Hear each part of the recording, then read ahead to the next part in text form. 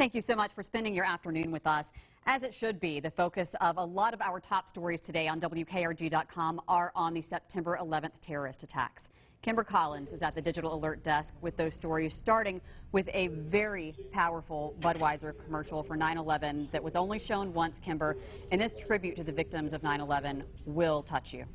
Yes, Cherish, and when I bring you the top online headlines every day, the #1 story normally has 2,000 clicks or so. But today, remembering 9/11 19 years later, it has more than 4,000 page views, and the story is so powerful.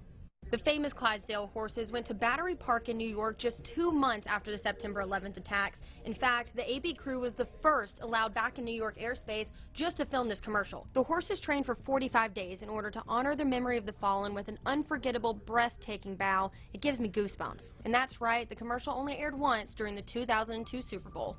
A moment of unity last night was met with boos from the crowd, and it took off on social media. The first NFL game of the season started with a video against social injustice and police brutality. Texans and Chief players then locked arms and stood in silence, but some fans booed the players. The league and the player has denounced that move by fans. Oh, by the way, Chiefs won last night 34-20.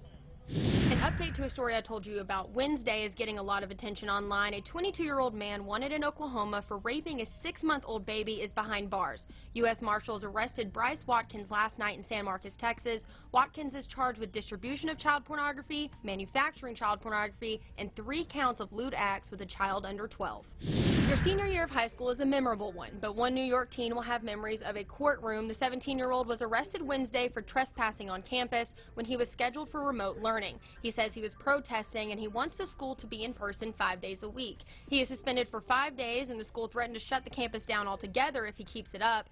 He will be in court later this month. We have crazy activity in the tropics and massive fires out west. Did you know Death Valley hit 130 degrees this year? That's the hottest temperature Earth has ever recorded. It sounds like a movie. But 2020 may not be as bad as what the future holds. Climate scientists say 2030s could be much worse if climate change continues. They say the Earth is getting hotter due to the burning of coal, oil, and gas, and they are calling on the younger generations to step up and make a difference.